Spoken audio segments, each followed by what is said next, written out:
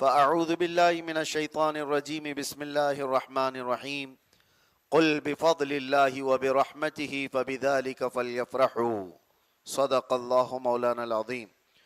بارگاہ رسالت معاب صلی اللہ علیہ وسلم میں درود پاک کا ہدیہ پیش کریں۔ اللہم صل علی سیدنا محمد معدن الجود والکرم وآلہ واصحابہ الکرام وابنہ الکریم وبارک وسلم صلاة دائمة سرمدا ابدا۔ عزیزان گرام وقار، یہ محفل میلاد مصطفیٰ ہے۔ رسول کریم صلی اللہ تعالی علیہ وسلم کی آمد پاک کا تذکرہ کرنا، جس کے لیے اللہ تعالیٰ نے ایک خاصیت عطا فرمائی۔ نبی پاک صلی اللہ تعالی علیہ وسلم کی ہر چیز خاص ہے۔ کائنات میں آپ دیکھیں، حضور کو ہر چیز ایک مخصوص دی گئی ہے۔ حضور نے فرمایا، اللہ تعالیٰ نے لوگوں میں سے بنی اسماعیل کو منتخب کیا، بنی اسماعیل میں سے بنو کنانہ کو، بنو کنانہ میں سے بھی اللہ تعالیٰ نے چنا قریش کو، اور قریش میں سے بھی اللہ نے چنا بنو ہاشم کو، اور بنو ہاشم میں سے اللہ تعالیٰ نے مجھے پسند فرمایا، مجھے چنا۔ حضور اکرم صلی اللہ تعالی علیہ وسلم کے لیے اس روئے زمین کا سب سے اعلیٰ خاندان چنا گیا۔ میرے آقا کس خاندان میں پیدا ہوئے؟ قریش خاندان میں۔ وہ قریشی نہیں جو آپ لوگ بولتے ہیں۔ یہاں تو قصاب کو اور گوشت کاٹنے والے کو بھی قریشی کہا جاتا ہے۔ قریش یہ خاندان ہے جن کو آج عربی میں قرشی بھی کہا جاتا ہے۔ حضور پاک صلی اللہ تعالی علیہ وسلم کو سب سے افضل خاندان میں پیدا کیا گیا، اور اس کے علاوہ اللہ تعالیٰ نے رسول کریم صلی اللہ علیہ وسلم کو پیدا کرنے کی جگہ بھی سب سے خاص منتخب فرمائی۔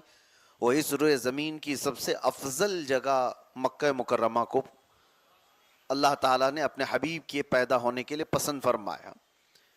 تو میں یہ کہنا چاہتا ہوں، حضور صلی اللہ علیہ وسلم کی ہر چیز خاص ہے۔ پیدا ہونے کا دن بھی خاص، پیدا ہونے کی جگہ بھی خاص، پیدا ہونے والے جس خاندان میں وہ خاندان بھی خاص۔ اس کے علاوہ روایات میں یہ ہے کہ اللہ تعالیٰ نے قیامت تک جو سب سے اچھے لوگ پیدا ہونے والے تھے، سب سے اچھے لوگ، ان سب کو چن کر کے اللہ نے رسول اللہ کا صحابی بنا دیا۔ صحابہ دنیا کے سب سے اچھے لوگوں میں سے ہیں، حضور کے ساتھی بھی سب سے مخصوص۔ میرے ان چند جملوں کے بعد اب آپ کا ذہن میں قریب کرتا ہوں۔ نبی پاک کے پیدائش کی جگہ خاص، نبی پاک صلی اللہ علیہ وسلم کا خاندان خاص، نبی پاک صلی اللہ علیہ وسلم کو دیے گئے ساتھی صحابہ بھی خاص۔ اسی سے اندازہ یہ ہوتا ہے کہ قیامت تک حضور کے تذکرے کرنے والی محفلیں بھی خاص ہوتی ہیں۔ ہر ایک کو یہ حصہ نہیں دیا گیا ہے۔ حضور کی میلاد منانے کی محفلیں بھی خاص ہیں، ہر ایک کو نہیں دی گئیں۔ یہی موسم ہے میرے عزیزو، جاؤ پہچانو، مسجدیں بھی پتہ چلتی ہیں، چہرے بھی پتہ چلتے ہیں۔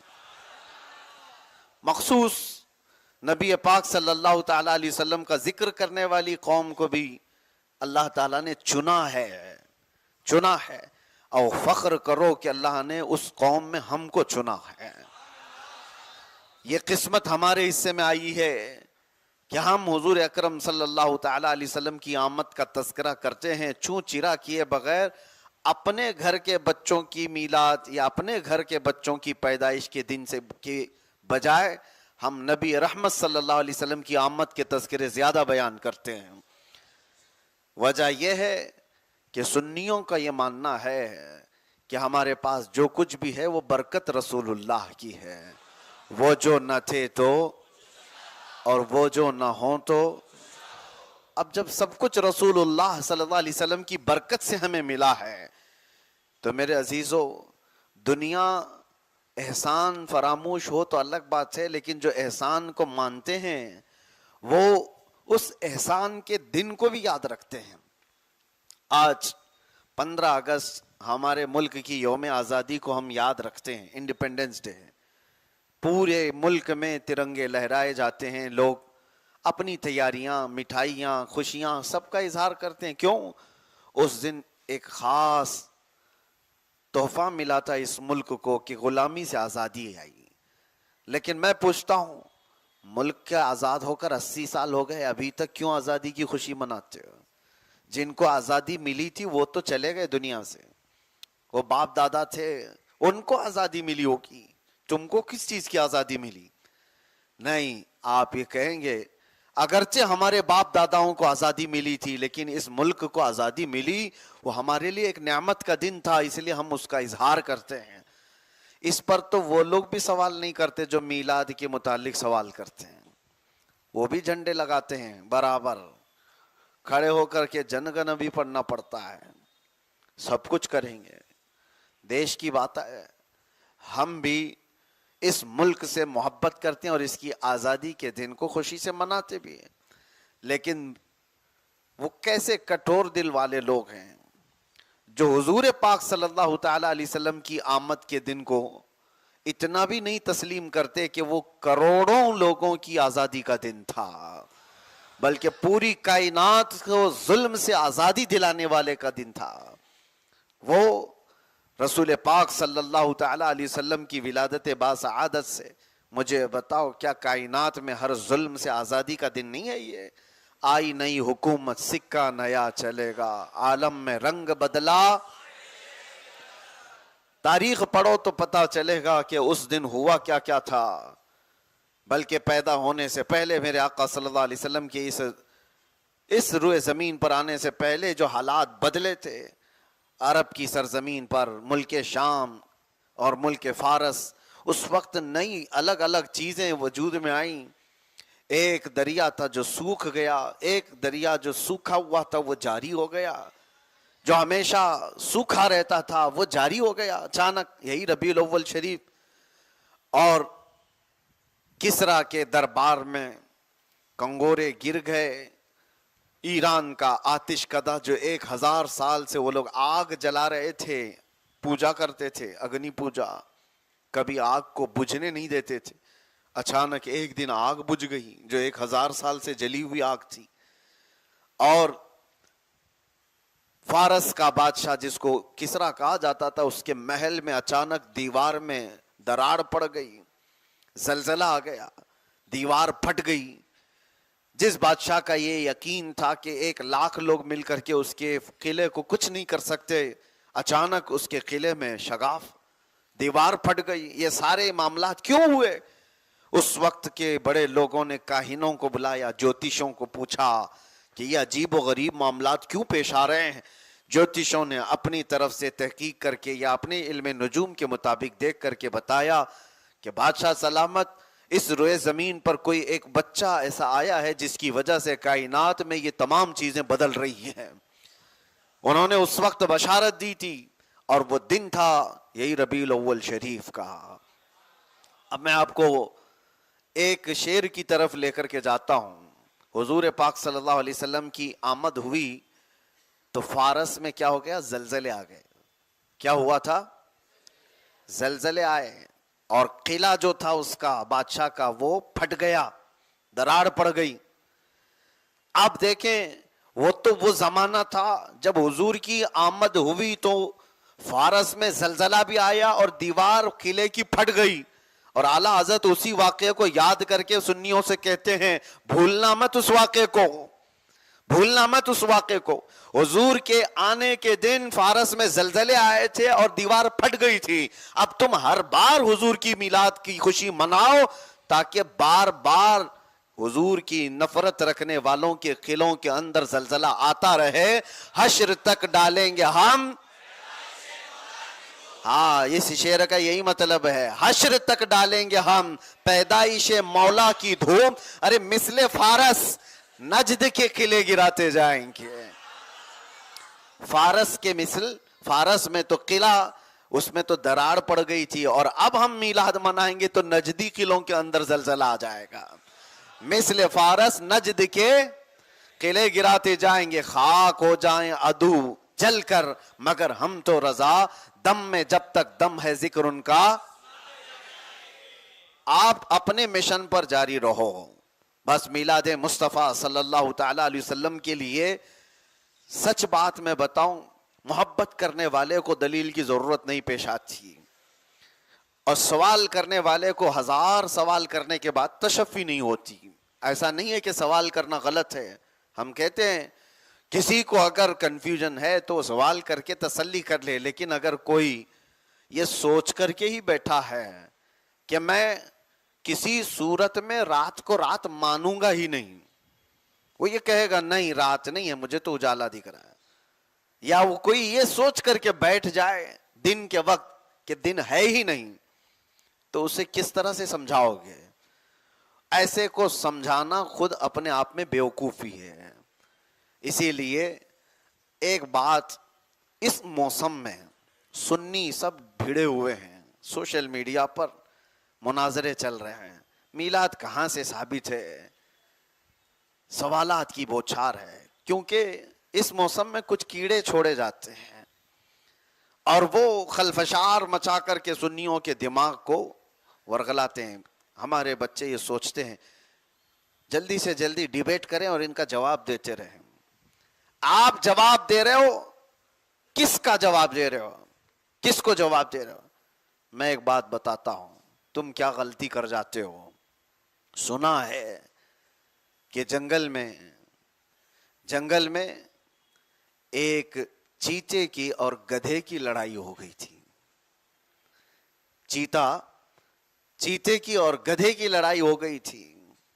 گدھا کہتا ہے کہ گھاس نیلی ہے اور چیتا کہتا نہیں گھاس ہری ہے۔ صحیح بات ہے، چیتا صحیح کہہ رہا ہے، لیکن گدھا ماننے کو تیار نہیں، نہیں گھاس نیلی ہوتی ہے۔ چیتا اس کو پکڑ کے دکھائے، نہیں دیکھ ہری ہوتی ہے۔ لڑائی بہت بڑھ گئی، گدھا ماننے کو تیار نہیں۔ اخیر میں طے یہ ہوا کہ جنگل کا راجا شیر ہے، اس سے فیصلہ کرا لے۔ دونوں آئے، شیر بادشاہ ہے، اپنا معاملہ بتایا۔ چیتا کہتا ہے بادشاہ سلامت یہ دیکھو گدھا مانتا نہیں، گھاس کو نیلی کہتا ہے۔ بادشاہ نے پوچھا شیر نے تو کیا کہتا ہے؟ کہا گھاس ہری ہے، جو ہری ہے میں ہری بتا رہا ہوں۔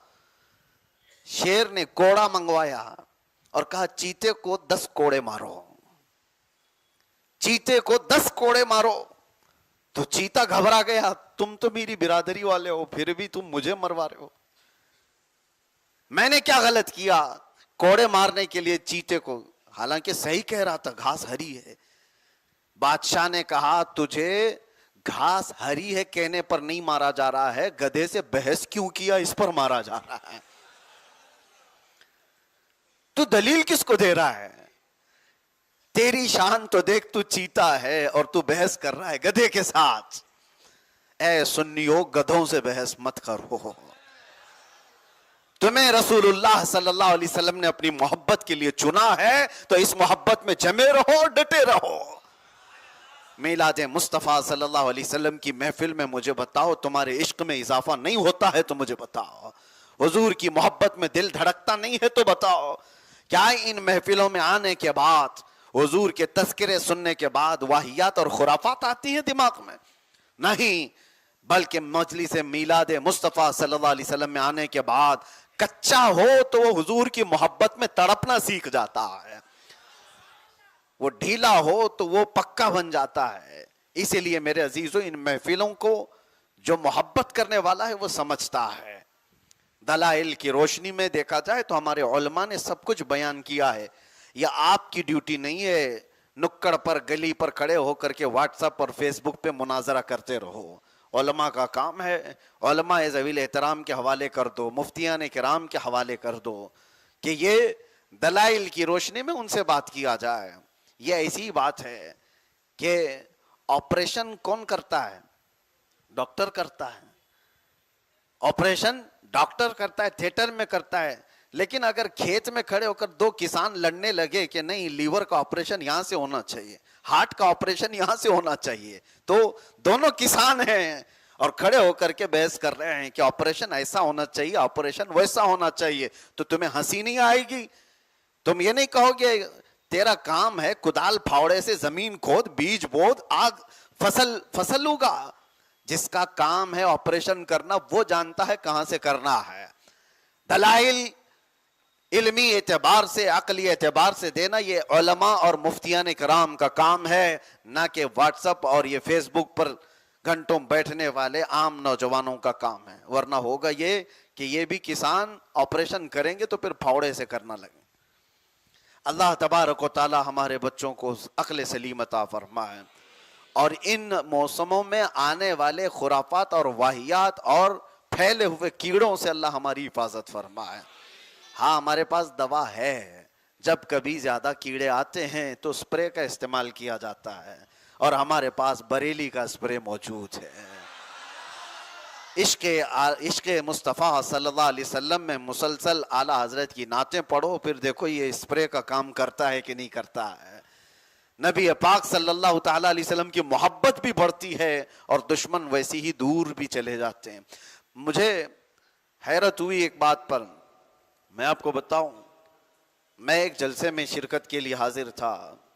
اب تو بڑے بڑے جہاں جلسے دیکھیں تو وہ بھی گھسنے کی کوشش کرتے ہیں، جو زندگی بھر میلاد کو شرک اور بدعت کہہ رہے تھے. تو ایسے ہی کسی ایک جلسے کی بات ہے، تو وہ لوگ، ان کا بھی آنا بتایا جا رہا ہے کہ یہ بھی آئیں گے وہ بھی آئیں گے. ہم سے لوگوں نے پوچھا کیا آپ جائیں گے وہاں پر، ایسے لوگ آ رہے ہیں؟ میں نے کہا مجھے تو جانا ہے. جانے کے بعد میں نے یہ کہا میاں سوال ان سے کرو کہ تم یہاں کیوں آئے، یہ ہمارا ممبر ہے. جہاں حضور پاک صلی اللہ علیہ وسلم کی میلاد کا ذکر کرنا ہے وہ تو ہمارا ممبر ہے. سوال ان سے کرو. پبلک کو دیکھا تو آ گئے، لوگوں کو بہلانے پھسلانے کے لیے آ گئے. ایک وقت آئے گا جب سنیت جاگ جائے گی تو ہر ایک کو حضور کی بات کرنی پڑے گی. انہیں اگر لوگوں کا ہی تصور اور خیال ہے تو دیکھنا حضور پاک صلی اللہ تعالی علیہ وسلم کی میلاد کی باتیں وہ بھی کرنے لگ جائیں گے. وقت آئے گا آپ تمامی حضرات جو شرعی طریقے سے میلاد مصطفیٰ صلی اللہ علیہ وسلم ہے وہ منائیں، نہ یہ کہ دھوم دھڑاکے گانے باجے ڈی جے اور اس میلاد کے دن خرافات واہیات پٹاخے، یہ ساری چیزیں جلوس میلاد مصطفیٰ صلی اللہ علیہ وسلم میں ہرگز زیب نہیں دیتے. نوجوانوں کو تو یہ چاہیے وہ اخلاق رسول میں ملبوس ہو کر کے ایسے نکلیں کہ دنیا دیکھ کر کے کہے 1400 سال بعد بھی غلامی کی گرمی ابھی بھی باقی ہے، غلامی کا اظہار کرنے کا ان کے پاس جذبہ آج بھی باقی ہے. وہ ایک دن تو ہے تم اظہار کرو کھل کر کے کہ میں نبی کا غلام ہوں. حضور کی سنتوں میں آؤ، نبی پاک صلی اللہ تعالیٰ علیہ وسلم کے اخلاق کو عام کرو، ان کی حدیثوں کو عام کرو. جو کوئی تم سے ملے ملاقات کرے، چند حدیثوں کے پیغامات ٹرانسلیٹڈ ہی کیوں نہ ہو، عربی سے انگلش میں، کسی دوسری زبان میں، ہندی میں، مراٹھی میں، دوسروں تک پہنچاؤ اور بتاؤ کہ میرے نبی کے فرامین کیا تھے. اس لیے کہ میں نے دیکھا ہے آج کے دور میں بھی جو حضور پاک صلی اللہ علیہ وسلم پر انگلی اٹھا رہے ہیں ان کا قصور یہ ہے کہ انہوں نے حضور کو پڑھا نہیں، انہوں نے صرف آپ کو دیکھا ہے. وہ صرف تم سے نفرت کر رہے ہیں. مسلمانوں سے نفرت کرتے کرتے ان کو ایسا لگا کہ رسول اللہ صلی اللہ علیہ وسلم ایسے تھے، معاذ اللہ رب العالمین. وہ تمہارے اعمال کو انہوں نے دیکھا. اگر وہ حضور کو پڑھے ہوتے تو میرے عزیزو وہی ہوتا جو تلوار لے کر کے آئے ہوئے عمر حضور کے قدموں میں اپنی گردن دینے کو تیار ہو گئے تھے. آج بھی وہی حالات ہوں گے. جنہوں نے نفرت صرف آپ کو دیکھ کر کے کیا ہے، جب وہ حضور کو پڑھیں گے تو وہ نفرت محبت میں بدل جائے. لیکن اس کی ذمہ داری ہماری بھی ہے کہ ہم ان تک حضور کے اخلاق تو پہنچائیں، نبی پاک صلی اللہ تعالیٰ علیہ وسلم کی تعلیمات تو پہنچائیں. جھوٹا پروپیگنڈا کرنے والوں کے منہ پر تو ماریں. ہم نے وہ کام نہیں کیا. ہم ان لوگوں کو اسی طرح سے آزاد چھوڑے رکھے کہ پڑھنا ہے تو پڑھ لو، نہیں تو ہم تو نہیں تمہیں دینے والے ہیں. آپ کی ذمہ داری ہے. آپ دیکھیں عیسائی لوگ آج بھی کرسمس سے پہلے وہ حضرت عیسیٰ علیہ السلام کی تعلیمات کے چھوٹے چھوٹے پمفلٹ بنا کر کے لوگوں میں تقسیم کرتے ہیں، گھر گھر پہنچا دیتے ہیں کہ یہ تعلیمات ہیں جیزس کے.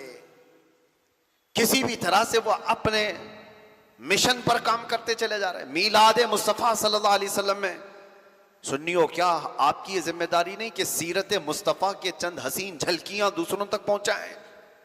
میرے آقا کے اخلاق یہ تھے، بچوں سے پیار ایسا تھا، عورتوں کے حقوق پر میرے آقا نے ایسے بات فرمائی، بوڑھوں کے لیے اس طرح سے اخلاق بتائے، تجارت کے اصول اور آداب، شادی شدہ زندگی، ازدواجی زندگی، آداب معاشرت، یہ میرے مصطفیٰ نے بتائے. ارے بات کرنے کا سلیقہ میرے مصطفیٰ نے دیا، چلنے پھرنے اٹھنے بیٹھنے سونے کا سلیقہ میرے آقا نے دیا ہے، کھانے پینے کے طریقے میرے آقا نے دیے، زندگی کا ہر باب میرے آقا نے کھول کر کے تمہارے سامنے بیان کیا ہے. کون سی ایسی چیز ہے جس کو تشنا چھوڑ دیا گیا ہے، پیاسا رکھا گیا ہے؟ ہر چیز کھل کر کے بیان کی گئی ہے. بس بات یہ ہے کہ امت مصطفیٰ صلی اللہ علیہ وسلم میں ان تمام پیغامات کو دوسروں تک پہنچا نہیں سکی، ہم نے نہیں پہنچایا ہے. ایک بات میں سنتا ہوں، میں نے کافی پہلے ہی پڑھا، بایزید بسطامی بڑے پائے کے بزرگ ہیں، ان کی ایک دعا تھی، اللہ سے یہ دعا کرتے تھے کہ اللہ مجھے اس وقت تک موت نہیں دینا جب تک میں تیرے نبی کی ہر سنت پر عمل نہ کر لوں، جن سنتوں کو میں جانتا ہوں. اللہ نے ان کی دعا قبول کی. جتنی سنتیں انہیں پتہ تھی سب پر انہوں نے زندگی میں عمل کر لیا تھا. لیکن وہ کہتے ہیں اخیر وقت آیا ان کی زندگی کا تو ان کی آنکھوں سے آنسو تھے جاری. لوگوں نے پوچھا آپ کیوں رو رہے ہیں؟ کہا کہ میں نے دعا کی تھی اللہ سے کہ میں زندگی میں تیرے نبی کی ہر سنت پر عمل کر لوں جن کو میں جانتا ہوں، لیکن ایک سنت مجھ سے چھوٹی جا رہی ہے اور میری موت قریب آ رہی ہے، مجھے اس سنت پر عمل کا موقع نہیں ملا. لوگوں نے پوچھا وہ کون سی سنت ہے؟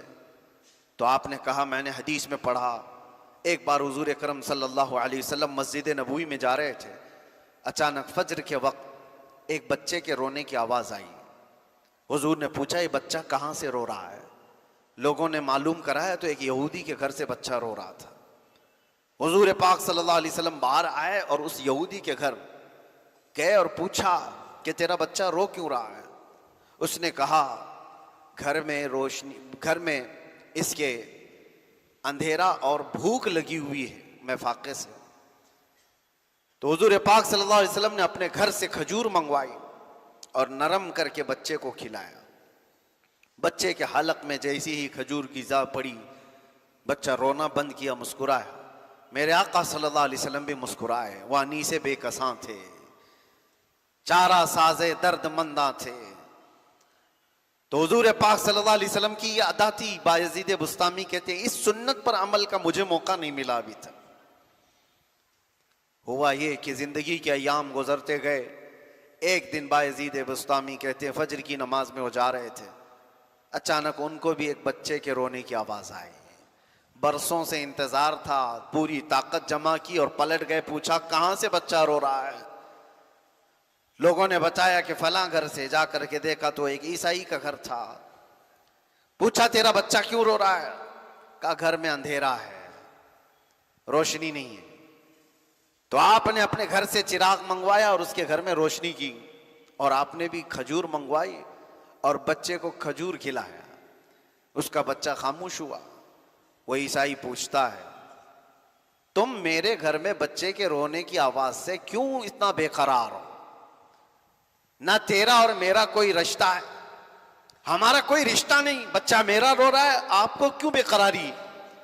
بایزید بسطامی نے کہا ارے نادان، یہ میرا اپنا عمل نہیں، میرے نبی کی سنت پر عمل کرنے آیا ہوں، یہ میرے آقا کا عمل تھا. وہ عیسائی کہتا ہے اتنے صدیوں کے بعد غلاموں کے جب عمل کا یہ حال ہے تو پھر آقا کا حال کیا ہوگا؟ اس نبی رحمت صلی اللہ علیہ وسلم کی محبت کیسی ہوگی؟ بس یہ سنت پر عمل کا جذبہ تھا بایزید بسطامی کا کہ جس کا بچہ رو رہا تھا اس کا بچہ چپ تو ہوا ہی، لیکن بچے کا باپ اسلام میں بھی داخل ہو گیا. عزیزان گرامی، حضور پاک صلی اللہ علیہ وسلم کے اخلاق اگر دوسروں تک پہنچائے ہوتے تو یہ انقلاب تو آتا. ایسا نہیں ہے کہ سب کٹھور دل ہیں، لوگوں کا دماغ بنایا گیا پروپیگنڈے کی ذریعے سے. ان کے دلوں میں کچھ شریر قسم کے فتین لوگوں نے نفرت ڈالی ہے. لیکن اگر اس نفرت کو ختم کرنا ہو تو آپ کو بھی تو محنت کرنی چاہیے. آپ پھیلائیں میرے مصطفیٰ کی سیرت کو, حضور پاک صلی اللہ تعالیٰ علیہ وسلم کے اخلاق کریمانہ کو. آج بھی دنیا محتاج ہے. دنیا کو یہ بتاؤ سب سے اعلیٰ اخلاق اس دنیا کو کس نے دیے ہیں؟ انگریزوں نے اس کا اعتراف کیا ہے, انگریزوں نے اس کو قبول کیا ہے کہ اس روئے زمین پر سب سے اعلیٰ اخلاق سب سے پہلے دینے والے محمد الرسول اللہ صلی اللہ تعالیٰ علیہ وسلم. دنیا آج اتنی ترقی پر آ گئی کہ ان تعلیمات کو چھپایا گیا اور اپنے نام سے پرچار کرنے لگ گئے کہ ہم ہیں لوگوں کو اخلاق سکھانے والے ہیں. یہ کیا اخلاق سکھاتی ہیں؟ جن کو پیشاب کا سلیقہ نہیں معلوم وہ اخلاق کیا سکھائیں؟ انہیں دنیا داری صرف اور صرف دولت اور سیاست اور تمکنت چاہیے. اخلاق تو میرے مصطفیٰ کے تھے, صحابہ کے تھے. آج میلاد مصطفیٰ صلی اللہ تعالیٰ علیہ وسلم میں آپ کی یہ ذمہ داری ہے کہ خود کو بھی ان اخلاق میں ڈھالو اور دوسروں تک ان اخلاق کا پیغام پہنچانے کی کوشش کرو. تمہارے عمل دوسروں تک پہنچا سکتے ہیں. بہرحال حضور پاک صلی اللہ تعالیٰ علیہ وسلم کے اس میلاد کے آنے سے پہلے آپ کو کثرت سے ایک اور عمل کرنا چاہیے. کون سا ایسا عمل ہے جو حضور کی محبت کو بہت تیزی سے بڑھاتا ہے؟ امام غزالی سے پوچھا گیا حضور پاک صلی اللہ علیہ وسلم کی محبت میں اپنے آپ کو بڑھانا ہے تو کیا کرنا چاہیے؟ آپ نے فرمایا کثرت سے درود پڑھو, حضور کی محبت بڑھتی چلی جائے گی. بیٹھتے اٹھتے چلتے پھرتے سوتے جب موقع ملے کثرت سے درود پڑھو. اس لیے کہ دنیا میں جو جس کا نام بار بار لیتا ہے اس کے دل میں اس کی محبت بڑھتی چلی جاتی ہے, بڑھتی چلی جاتی ہے. اسی لیے ہم نے اعلان بھی کیا, ہر سال ہمارا یہ مشن بھی ہے کہ ہم 1200 کروڑ مرتبہ درود 12ویں سے پہلے پڑھنے کا اعلان کرتے ہیں. بحمدہ تعالی پچھلے کئی سالوں سے الامان کی طرف سے ہمارے جو اعلان ہوا تو لوگوں نے اتنے درود پڑھے کہ ایک سال تو 12,000 کروڑ سے بھی زیادہ ہو گئے, اس سے بھی زیادہ ہوا. آپ سے بھی میں کہتا ہوں کہ 12ویں شریف آنے والی ہے, کثرت سے درود پڑھیں. اور ہم نے جو اعلان کیا وہ پیج موجود ہے, اس میں اپنا اندراج کروائیں. انشاءاللہ العزیز کل ہی آپ کا یہ فقیر مدینہ طیبہ حاضر ہوگا انشاءاللہ. انشاءاللہ کل میں سفر پر جاؤں گا اور جتنے لوگوں نے درود پاک پڑھا ہے وہ نذرانہ حضور کی بارگاہ میں ہم بنفس نفیس پیش کرنے کی سعادت حاصل کریں گے انشاءاللہ. کثرت سے درود پڑھو. ہاں ایک بات یہ بھی یہاں پر میں آپ کو بتا دوں, کچھ لوگ جہالت کی حد ہو گئی. آپ کو لگے گا لطیفہ سنا رہے ہیں. 2 سال پہلے جن لوگوں نے مجھے اریسٹ کیا تھا بڑے دھوم دھام سے لے کر کے گئے تھے اور بڑے بڑے ادھیکاری ہیں, آپ کی آنکھیں پھٹی رہ جائیں گی میں بتاؤں تو. انویسٹیگیشن چل رہا ہے, سب طرح سے ڈھونڈ کر نکالا گیا ہے کہاں سے کیا کیا ہے, تقریریں سب جمع ہیں, کلپیں سب جمع ہیں, کیا کیا بول کے آیا سب چیزیں. لیکن فوکس اس بات پر تھا کہ پیسہ کتنا جمع کیا ہے اس نے. سارے اکاؤنٹ چھان مارو, میرے آس پاس رشتہ دار سب کے اکاؤنٹ چھان مارو, باہر سے کوئی فنڈنگ تو نہیں آتی. بحمدہ تعالی ہمارے اکاؤنٹ میں 5 روپے بھی باہر کا کسی کا آیا ہوا نہیں ہے, ہمارے پاس کوئی ایسی چیز نہیں. لیکن ایک بڑے آفیسر کو ایک بہت بڑی چیز مل گئی ہمارے موبائل سے. موبائل ان کے پاس تھا, توجہ سے سنیں. اور اس میں گروپس بنے ہوتے ہیں واٹس ایپ کے, ٹیلی گرام کا بھی گروپ تھا. وہ صاحب پکڑ کر کے لے آئے کہ آپ کی ایک چیز ملی ہے. کہا یہ جو آپ نے اناؤنس کیا ہوا ہے یہ 1200 کروڑ یہ کہاں ہے بتاؤ. آپ نے اعلان کیا ہے چندہ کیا ہے, یہ جو 1200 کروڑ آپ نے جمع کیا ہے وہ کہاں دبا کے رکھے ہو. پہلے تو میں ڈرا میں 1200 کروڑ کہاں سے لایا. جب انہوں نے دکھایا تو مجھے لگا کہ جہالت یہاں تک بھی ہوتی ہے. اس پر مزید یہ کہ میں نے کہا صاحب یہ 1200 کروڑ درود ہے. تو وہ پوچھتے ہیں یہ کون سی کرنسی کا نام ہے, یہ کون سی کرنسی ہے؟ پھر میں دل ہی دل میں کہا یہ وہ کرنسی ہے جس کو تم نہیں پہنچ پاؤ گے. حقیقی کرنسی تو وہی ہے. حد ہو گئی. میں نے پھر سمجھایا کہ ہم اپنی زبان سے پڑھتے ہیں اللہم صلی علی سیدنا محمد, اس کو درود کہتے ہیں. اس طرح کے 1200 کروڑ مرتبہ جمع کرنے کا ہم نے عزم کیا تھا, وہ ہے یہ مشن. کہا اس طرح کاؤنٹ کر کے اس سے ملے گا کیا آپ کو؟ اتنے کروڑ آپ نے جمع کیا ہے اگر, تو آپ کو ملے گا کیا؟ ان کو لگا ہوگا کہ یوٹیوب یا پھر یہ ٹیلی گرام اتنے جمع کریں گے تو کچھ دے دیں گے. ہم نے کہا صاحب یہ کچھ نہیں دیتے, جن کے لیے ہم جمع کر رہے ہیں وہیں سے سب کچھ ملتا ہے. آج آپ سے بھی میں کہتا ہوں, پھر اب وہ تو ٹیلی گرام اور واٹس ایپ میں تھا, اب کھل کر کے کہتا ہوں 1200 کروڑ جمع کریں گے انشاءاللہ. کون سی کرنسی؟ درود پاک کی. درود پاک بارگاہ مصطفیٰ صلی اللہ تعالی علیہ وسلم میں پیش کرنے کی سعادت حاصل کریں گے انشاءاللہ. اور فرمایا گیا جو کثرت سے درود پڑھتا ہے اس کی زبان میں اثر پیدا کیا جاتا ہے, جو کثرت سے درود پڑھتا ہے اس کے چہرے پر وقار پیدا کیا جاتا ہے, اس کی عزت کو بڑھایا جاتا ہے, لوگوں میں اس کا مقام بلند ہو جاتا ہے. کثرت سے درود پاک پڑھنے والا کبھی بے برکتی کا یا محتاجی کا شکار نہیں ہوتا. کثرت سے درود پاک پڑھنے والا جھگڑے فسادات کسی اور برے کام میں متہم نہیں ہوتا کہ اس پر کوئی تہمت لگی ہو.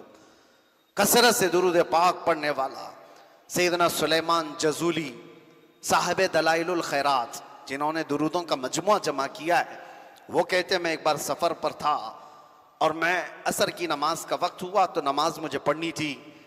پانی کہیں مل نہیں رہا تھا, ایک کنواں تھا لیکن نکالنے کے لیے کوئی آلہ نہیں تھا, کوئی ڈول رسی نہیں.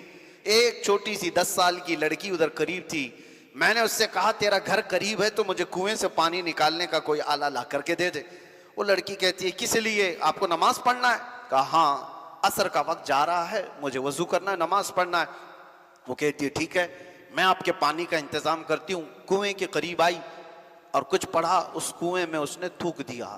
جیسے ہی اس کا تھوک گرا کنویں کا پانی جوش مارتا ہوا اوپر آ گیا. سلیمان جزولی کہتے میں نے وضو کر لیا, اس لڑکی کی یہ کرامت دیکھی. میں نے اس سے کہا نماز پڑھ لینے دے, مجھے تجھ سے کچھ بات کرنی ہے. نماز پڑھنے کے بعد وہ واسطہ دیتے ہوئے کہتے اللہ کا واسطہ بتا بچی کیا تو نے وظیفہ کیا, کون سا وظیفہ کیا جس سے پانی اس طرح سے جوش مارتا ہوا اوپر آیا؟ وہ لڑکی مسکراتی ہوئی کہتی ہے میں کوئی بڑا وظیفہ نہیں کرتی, بس یہ ہے کہ میرے باپ نے مجھے حلال کھلایا ہے اور میں اپنی زبان سے جھوٹ کبھی نہیں بولتی اور کثرت سے درود پاک کا ورد کیا کرتی ہوں. اس کے علاوہ کوئی وظیفہ اور نہیں, کثرت سے درود پاک کا ورد کیا کرتی ہوں. اللہ تبارک و تعالیٰ اس میلاد مبارکہ میں ہماری زبانوں میں تاثیر عطا فرمائے. اللہ تعالیٰ ہمارے چہروں پر رونق عطا فرمائے. آئی ہوئی بلاؤں اور مصیبتوں کو اللہ تعالیٰ درود پاک اور میلاد مبارکہ کے صدقے دور فرمائے. عزیزان گرامی وقار, 12ویں مصطفیٰ کریم صلی اللہ تعالیٰ علیہ وسلم کی آنے سے پہلے ایک تمنا اور لے کر کے روزانہ جیا کرو کہ حضور کی ولادت کا دن ہے.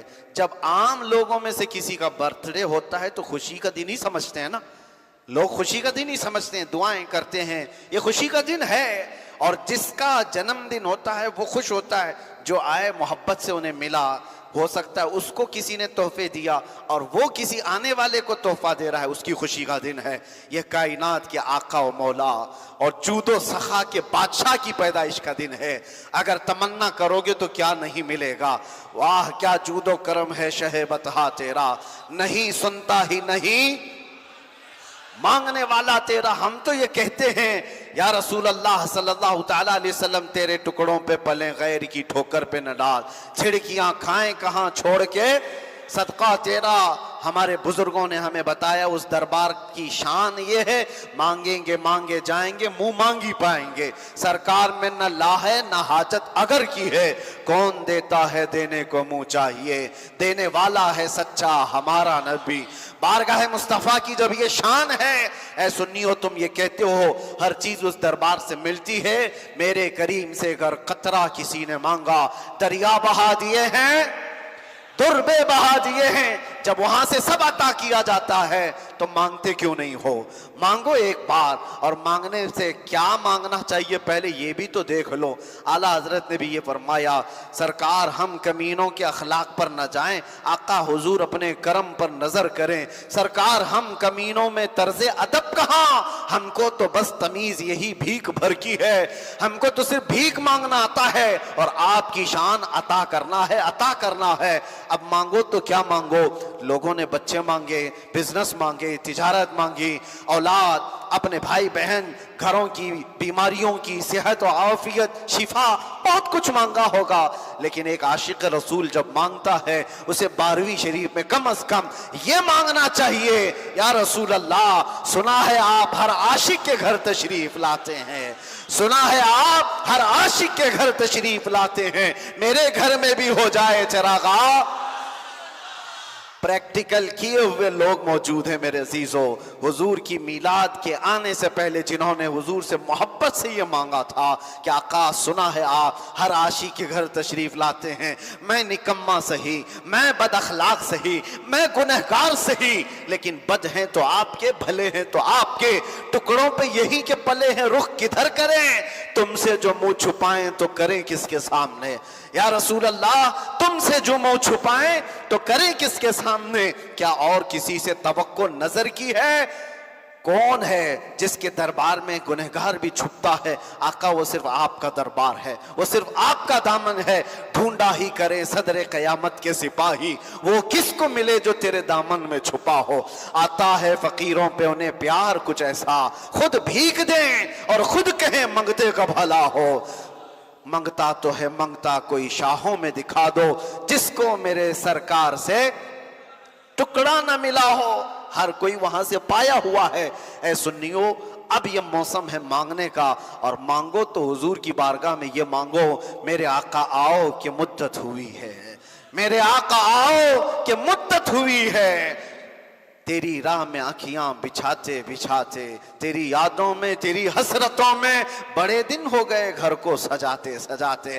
اب ان لوگوں کو جواب دینا جو تمہاری لائٹنگ سے بھی پریشان ہیں, تمہارے جھنڈوں سے بھی پریشان ہیں, تمہارے ان قمقموں سے بھی پریشان ہیں. وہ یہ پوچھتے پوچھتے تھک گئے بیچارے, یہ جھنڈے کیوں لگا رہے ہو, یہ لائٹنگ کیوں کر رہے ہو. انہیں نہیں معلوم کہ ہر بندہ کسی کی آمد کے انتظار میں گھر کو سجاتا ہے. تمہیں کیا پتا, تم تو رسول کو مردہ مانتے ہو. ہمارا عقیدہ ہے تو زندہ ہے واللہ, تو زندہ ہے واللہ. تیری میری چشم عالم سے چھپ جانے والے میرے آقا آج بھی اپنی قبر انور میں زندہ ہیں. اور ہم سنی تو یہ مانتے ہیں وہ آئیں گے آتے ہوں گے, ابھی آئیں گے, وہ آئیں گے آتے ہوں گے, ابھی آئیں گے. یہی سوچ کے ہم نے محفل کو سجا رکھا ہے. ہوا کا موسم بتا رہا ہے, وہ زلف اپنی لہرا رہے ہیں, سواری طیبہ سے چل پڑی ہے, حضور تشریف لا رہے ہیں.